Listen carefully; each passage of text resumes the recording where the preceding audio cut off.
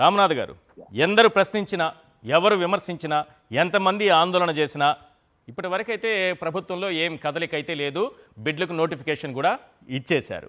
ఏంటి ప్రైవేటుకే మొగ్గు చూపడంలో చంద్రబాబు నాయుడు గారి ఆంతర్యం ఏంటి? ఈశ్వర్ గారు, మీకు మాజీ మంత్రి అప్పలనాథ్ గారికి, ఎమ్మెల్యే చంద్రశేఖర్ గారికి నమస్కారం. ఈ టెండర్ల నోటిఫికేషన్ చూసిన తర్వాత ఈశ్వర్ గారు, ఈ రాష్ట్రంలో మద్యం అమ్మే బార్లకున్న విలువ కూడా మెడికల్ కాలేజీకి లేదా?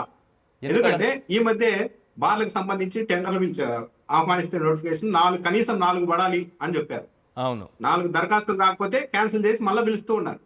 అలాంటిది ఈ మెడికల్ కాలేజీకి సంబంధించి ఒక సింగిల్ బిడ్ వచ్చినా సరే మనం ఇచ్చేయాలి అని ఎందుకంటున్నారు? ఎకరా 100 రూపాయలకు మళ్ళా ఆ ఆవరణలో మొత్తం హోటల్ పెట్టుకోవచ్చు, లాడ్జ్ లాంటివి పెట్టుకోవచ్చు, అన్ని పెట్టుకోవచ్చు అని ఇంత చెప్తూ ఉన్నప్పుడు చాలా మంది రావాలి కదా.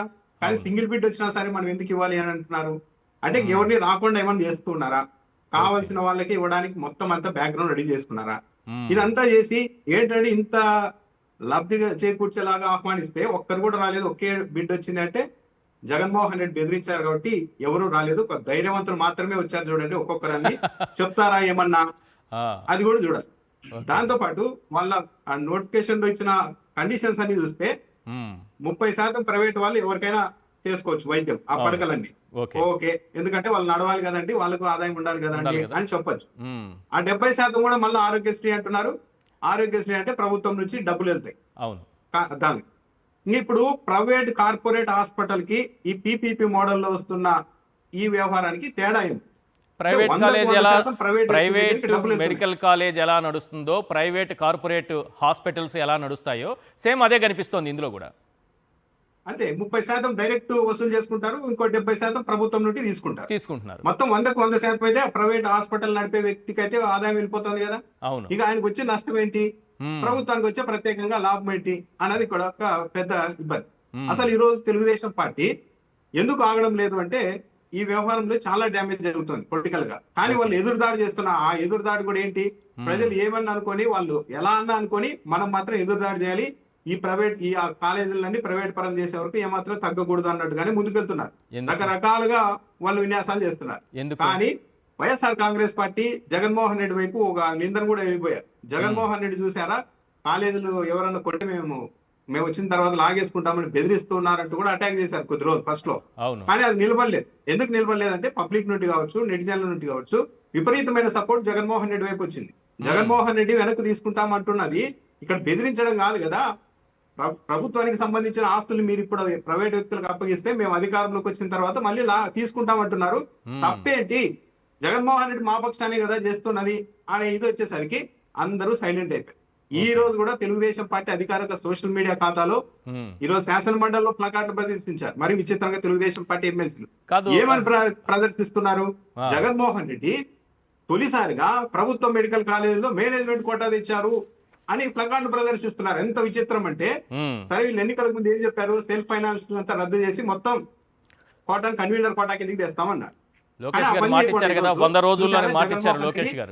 అధికారంలోకి వచ్చిన 100 రోజుల్లో. అవును, కానీ ఈ రోజు విచిత్రంగా శాసన మండలిలో ప్లకార్డులు పట్టుకున్నారు, జగన్మోహన్ రెడ్డి మేనేజ్మెంట్ కోటా తెచ్చారని. సరే, జగన్మోహన్ రెడ్డి చేసింది తప్పే అందాం, మరి రద్దు చేసి మొత్తం కన్వీనర్ కోటా కిందకి తెచ్చి మొత్తం ప్రభుత్వ పరం చేసుకోండి, ఎవరు వద్దన్నారు? దాని చేయకుండా జగన్మోహన్ రెడ్డి 50 సీట్లు అంటే కాలేజీలు నడవడానికి అవసరం ఉంటుంది అన్న విద్యంతో సెల్ఫ్ ఫైనాన్స్ పెడితే దాన్ని అంత వ్యతిరేకించిన వీళ్ళు ఒకవైపు కంప్లీట్ గా ప్రైవేట్ వ్యక్తుల చేతుల్లో కాలేజీలు పెడుతూ కూడా శాసన మండలిలో ప్లకార్డులు బట్టి ఇలాంటి ప్రదర్శన చేస్తూ ఉన్నారంటే తెలుగుదేశం పార్టీ వాళ్ళు ప్రజల్ని ఏమనుకుంటున్నారు? ప్రజల అమాయకులు. మొన్న ఎన్నికల్లోనే తేలిపోయింది, జగన్మోహన్ రెడ్డి ఇన్ని చేసినా కూడా అతనికి 11 సీట్లు ఇచ్చినప్పుడు, ఓడించినప్పుడు ఇక ఈ ప్రజలకు మనం ప్రత్యేకంగా ఏం సాధిస్తాము చేసి అని ఏమన్నా ఆలోచనకు వచ్చేసారా? చంద్రబాబు నాయుడు గారి ప్రైవేటీకరణ విధానం వల్ల చాలా నష్టపోతుంది రాష్ట్రం. గతంలో కేజీ బేసిన్ లో గ్యాస్ నిక్షేపాలు ఉన్నాయన్నప్పుడు అన్వేషణలో పాల్గొందాం, రాష్ట్ర ప్రభుత్వం తరఫున బిడ్ వేస్తాం సార్ అని అధికారులు వెళ్తే మనకేం పని లేదా, అక్కడ దొరికేదేముంది పోయేదేముంది అని చెప్పి పాల్గొనలేదు. చివరికి ప్రైవేట్ వ్యక్తులు లక్షల కోట్లకు సంబంధించిన గ్యాస్ ని ఈరోజు అక్కడ నుండి తీసుకెళ్లిపోతున్నారు. అంటే చంద్రబాబు నాయుడు గారి ఆలోచనలు విజనరీ లా ఉంటుంది. చంద్రబాబు నాయుడు గారు ఎప్పుడైనా కానీ విజనరీ విషయంలో 2 ఫాలో అవుతుంటారు. ఎవరైనా ఒక మంచి విజన్ తో ముందుకు వచ్చారనుకో, వీలుంటే అవకాశం ఉంటే ఆ విజన్ తానదే అని సొంతం చేసుకోవడం. ఎలా, హైటెక్ సిటీ నేదురుమల్లి జనార్దన్ రెడ్డి గారు శంకుస్థాపన చేస్తే లేదు నేనే ఆ ఆలోచనకు బీజం వేసిందే నేను అని చంద్రబాబు నాయుడు గారు చెప్పుకున్నాడు. అవును. లేదు ఆ విజన్ ని మనం సొంతం చేసుకోలేము, అవతల వాళ్ళు అంత ఈజీగా వదిలిపెట్టరు, మన ఖాతాలోకి రానివ్వరు అన్నప్పుడు ఆ విజన్ నే చిదిపేయడం.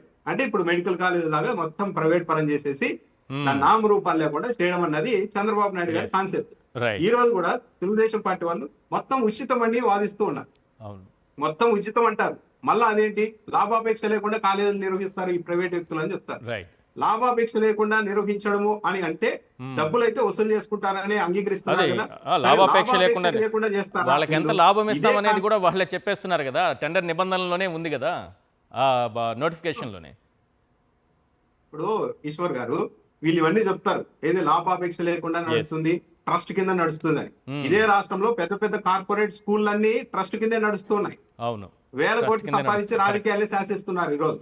అవును, మరి చేస్తున్నారా? 25 సీట్లు 25% సీట్లు ఫ్రీగా ఇవ్వాలి విద్య అని ఉంది. ఎన్ని కాలేజీలు ఇస్తున్నాయి, ఎన్ని స్కూళ్ళలో ఇస్తున్నారు? రైట్. గతంలో హైకోర్టుకు వెళ్ళి దాన్ని అలా సాధ్యం కాదు, అలా అమలు చేయకూడదని అడ్డుకున్నవారు. రైట్. వీళ్ళు ఈ రోజు చెప్తూ ఉన్నారంటే మొత్తం ఇక్కడతో ఆగదు, నిజంగానే ఇది చాలా రంగాలకు విస్తరిస్తుంది, మొత్తం ప్రైవేట్ పరం చేస్తారు. ఒక ముఖ్యమంత్రి పదవి, ఓ మంత్రి పదవులు తప్ప వీలైతే మంత్రి పదవులు కూడా ఇచ్చేస్తారేమో. ముఖ్యమంత్రి పదవి, ఉప ముఖ్యమంత్రి పదవి, ముఖ్యమంత్రి పదవి, ఉప ముఖ్యమంత్రి పదవి, మిగతా మంత్రి పదవులు ఇచ్చేస్తారేమో అంటున్నారు కదా, ఈ రెండు మిగులుతాయేమో. అయితే ఏముందండి, స్కూల్ అని నారాయణ సంస్థలకి మిగులుతుందండి ఈశ్వర్ గారు. సార్ అప్పలరాజు గారు, షాడో ముఖ్యమంత్రి పదవి కూడా మిగులుతుందండి. 3 మిగులుతాయా మొత్తం ప్రైవేట్ పరం కాకుండా? కాదు సార్, ఈ ఒక్క బిడ్ నిబంధన ఏంటి? రామ్నాథ్ గారు చెప్పారు 4 బిడ్లైనా 4 కంటే తక్కువ వస్తే ఈ బార్లకు సంబంధించినటువంటి టెండర్లు రద్దు చేసి మళ్ళీ కొత్త టెండర్లు ఇస్తున్నప్పుడు ఈ మెడికల్ కాలేజీలకు సంబంధించి ఒక్క బిడ్డు వచ్చినా సరే ఇచ్చేస్తాము వాళ్ళకైనా అంటున్నారు. ఒకటి, 100 రూపాయలు ఎకరా ఏంటి? ఎందుకు వాళ్ళకి 100 రూపాయలకి ఇవ్వాలి? ఈ దోచిపెట్టే విధానం ఏంటి? ఇది యాక్చువల్గా ఈశ్వర్ గారు, నేను మొదటి నుండి చూస్తున్నాను, మీరు ఒకటి తప్పు మాట్లాడుతున్నారు ఈశ్వర్ గారు. ఏంటంటే చంద్రబాబు గారు ఈ మెడికల్ కాలేజీలు అమ్మేస్తున్నారు అన్నటువంటిది తప్పు అండి. చంద్రబాబు అమ్ముడుపోయాడు ఇక్కడ, అమ్మడం కాదు, మెడికల్ కాలేజీని అమ్మడం అనేది it's an absurd thing. Chandrababu himself sold, Chandrababu అమ్ముడుపోయాడు ఇక్కడ. లేకపోతే సింగిల్ బిడ్ యాక్సెప్ట్ చేయండి అని చెప్పి టెండర్ కండిషన్స్ లో పెట్టడం అంటే ఇది ఇంకా పీక్ అండి. ఇది నేను మంత్రిగా పనిచేశాను. నేను జనరల్ గా సింగిల్ బిడ్ పడితే దాని టెండర్ రిజెక్ట్ చేస్తాము, will go for the re-tender. Second time third time కూడా రీటెండర్ మెయిన్ సింగిల్ బిడ్ వస్తే దానికి సంబంధించి అప్పుడు టెండర్ బిడ్ కమిటీ ఏదైతే ఉంటుందో వాళ్ళు కూర్చొని దానికి స్పెషల్ గా అప్రూవల్ ఇచ్చిన తర్వాత తప్ప గవర్నమెంట్ దాన్ని యాక్సెప్ట్ చేయదు. ఇది దాని ప్రక్రియ. అవేవీ లేకుండా టెండర్ బిడ్ కమిటీతో సంబంధం లేకుండా నేరుగా సింగిల్ బిడ్స్ ని యాక్సెప్ట్ చేయండి అన్నటువంటి ప్రక్రియలోకి గవర్నమెంట్ వెళ్ళిందంటే ఇంకా నేరుగా ఏటీఎం కార్డు పెట్టి డబ్బులు తీసుకోవడం లాంటితో సమానం. ఇది ఇందులో ఇంకొకటి లేదు. ఇది దీనికి ఏం పెద్ద ప్లానింగ్లు వ్యూహాలు కూడా ఏం అవసరం లేకుండా డైరెక్ట్ రాష్ట్ర బడ్జెట్ లో రాష్ట్ర ఖజానాలో చేయి పెట్టి డబ్బులు తీసుకోవడంతో సమానం. ఈ స్థితిలోకి ప్రభుత్వం వెళ్ళిపోయింది. దీన్ని ఎగ్జిక్యూటివ్ బాడీ, అత్యున్నత స్థాయి ఎగ్జిక్యూటివ్ బాడీ దీన్ని నిలువరించాల. మరి వాళ్ళు ఎందుకు నిలువరించడం లేదనేది అయితే నాకు అర్థం కావడం. నిలువరించిపోవడానికి కూడా ఒక కారణం ఉందండి. చంద్రబాబు గారు అధికారంలోకి వచ్చిన మొదటి రోజు నుంచి కూడా చాలా రిపీటెడ్ గా సెక్రటేరియట్ ఐఏఎస్ వాళ్ళతో సమావేశాలు పెట్టడం, కలెక్టర్లతో సమావేశం పెట్టడం, ఆ సమావేశాల్లో వాళ్ళని నేరుగా బెదిరించడం, మేము చెప్పినట్టు చేయకపోతే మీకు పోస్టింగ్స్ ఇవ్వము, మా ఎమ్మెల్యే చెప్పినట్టు మీరు వినకపోతే మీకు తీసుకెళ్లి శంకరగిరి మాన్యాలు పట్టించేస్తాము, ఇది పొలిటికల్ గవర్నెన్స్, ఇది అధికారులతో రన్ అయ్యే ప్రభుత్వం కాదు, పొలిటికల్ గవర్నెన్స్ అని చెప్పి వాళ్ళు రిపీటెడ్ గా బ్లాక్ మెయిల్ చేస్తూ వాళ్ళందరి చేత కూడా ఇలాంటి తప్పుడు పనులు అయితే చేయిస్తా ఉన్నాడు. ఈరోజు చంద్రబాబు గారు చేసేటటువంటి తప్పులకి, ఈ అవినీతికి ఎవరెవరైతే ఒత్తాసు పలుకుతున్నారో రాబోయే రోజుల్లో చాలా పెద్ద ఎత్తున మూల్యం చెల్లించుకునేటటువంటి పరిస్థితి వస్తుంది. ఈశ్వర్ గారు, ఇంకొక విషయం మీరు చాలా ప్రధానంగా చెప్పాలి సార్. చంద్రబాబు మా దగ్గర డబ్బులు లేవు కాబట్టి మేము కట్టము అని చెప్పేసి, కొత్తగా డబ్బులు లేకపోవడానికి ఏముందండి? ఆల్రెడీ మనం నాబార్డు నిధులు ఆల్రెడీ దానికి టైఅప్ చేసాం. మనం వర్క్స్ కంప్లీట్ చేస్తూ ఉంటే యూసీ సబ్మిట్ చేస్తే నాబార్డు మన అకౌంట్ లో డబ్బులు వేస్తా ఉంటారు. దాంట్లో పెద్ద విశేషం లేదు. ఆయన ఒక్క రూపాయి అప్పు చేయనక్కర్లేదు ఆయన. ఇంకొక ఈశ్వర్ గారు, మొన్న వీళ్ళు iconic bridge, Amaravati iconic bridge అని ఒక చిన్న కాంపిటీషన్ పెట్టారు. ఓ 4-5 డిజైన్లు ఆన్లైన్లో పెట్టి ఇందులో ఏ డిజైన్ బాగుందో మీరు చెప్పండి అని చెప్పి ఆన్లైన్లో ఒక చిన్న కాంపిటీషన్ పెడితే 14,000 మంది పార్టిసిపేట్ చేశారని చెప్పి ఒక డిజైన్ అప్రూవ్ చేశారు వీళ్ళు. తెలుగుదేశం పార్టీ చంద్రబాబు. ఓకే. ఆ బ్రిడ్జ్ అండి 5 కిలోమీటర్ లెంగ్త్ అండి ఈశ్వర్ గారు. సో ఓన్లీ లెంగ్త్ అంటే రోడ్ కమ్ బ్రిడ్జ్ కలిపి 5 కిలోమీటర్ లెంగ్త్. దాని కాస్ట్ 2,500 కోట్లండి. అంటే 1 కిలోమీటర్ రోడ్డుకి 500 కోట్లు కాస్ట్ అవుతుంది. అది చూసారా, 1 kilometre road cum bridge length తో అమరావతిలో నిర్మాణం చేస్తున్న రోడ్ కమ్ లెంగ్త్ బ్రిడ్జ్ తో ఒక మెడికల్ కాలేజ్ పూర్తవుతుంది. 1 కిలోమీటర్ 1 కిలోమీటర్ లెంగ్త్. దీనికేం పెద్ద సబ్జెక్టు, దీనికేం పెద్ద బుర్రబద్ర కొట్టుకొని అవసరం. అంటే చంద్రబాబు గారి ఆలోచనలు అర్థం కానటువంటి ప్రజలు ఆయనకు మళ్ళీ అవకాశం ఇచ్చారు. ఇక్కడే మరొక చర్చ కూడా జరగాలి ఈశ్వర్ గారు. నా ఉద్దేశం, ఇవన్నీ నా వ్యక్తిగతమైన అభిప్రాయం. ఇంత మొండిగా, ఇంత మోనోపోలీగా చంద్రబాబు గారు ఎందుకు ముందుకెళ్ళగలుగుతున్నారు అన్నటువంటిది కూడా ఒక చర్చనీయాంశమైనటువంటి అంశం. ఏంటి ఆ ధైర్యం, ఏంటి ఆ డేరింగ్? మళ్ళీ అధికారంలో మేమే వస్తామన్నటువంటి ఆ పెడసరి మాటలేంటి? అంటే ఖచ్చితంగా ఈవీఎంస్ అన్నటువంటి దాని మీద వాళ్ళకి క్లారిటీ ఉంది. అన్లెస్ అదర్వైజ్ ఈవీఎం డివైసెస్ మీద వాళ్ళకి ఆ కాన్ఫిడెన్స్ లేకుండా ఇలాంటి పనులు అయితే ఎవరు చేయరండి. మనం ఏం చేసినా మళ్ళీ మనకి ఆ బ్రహ్మాస్త్రం ఉంది మన దగ్గర, మళ్ళీ మనమే అధికారంలోకి వస్తే ఎవడు మనల్ని ఏం చేయలేడు అన్నటువంటి ఆ పెడసరితనంతో చేస్తున్నటువంటి పనులు ఇవి. ఈ రాష్ట్రంలో అయితే ప్రజాస్వామ్యం లేదు.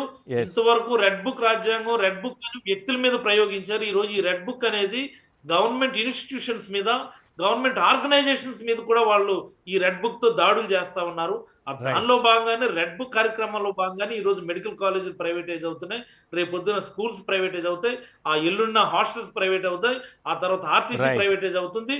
ఆల్రెడీ రోడ్లు పీపీపీ మోడల్ అన్నాడు, irrigation project Banakacherla PPP model అంటా ఉన్నాడు, టూరిజం లో ఉన్నటువంటి అన్ని డిపార్ట్మెంట్స్ ఆల్రెడీ అమ్మేశాడు. ఆల్రెడీ ఆయన చెప్తా ఉన్నాడు అన్ని నియోజకవర్గాల్లో ఉన్నటువంటి ఏరియా హాస్పిటల్స్ కూడా పీపీపీ మోడల్లో చేస్తామని చెప్పి. నాకు తెలిసి ఈ రాష్ట్రంలో ఇంకా గవర్నమెంట్ ఆస్తి అన్నటువంటిది లేకుండా చేయటమే కంకణం కట్టుకొని తండ్రి కొడుకు పనిచేస్తా ఉంటాడు. తండ్రి కొడుకు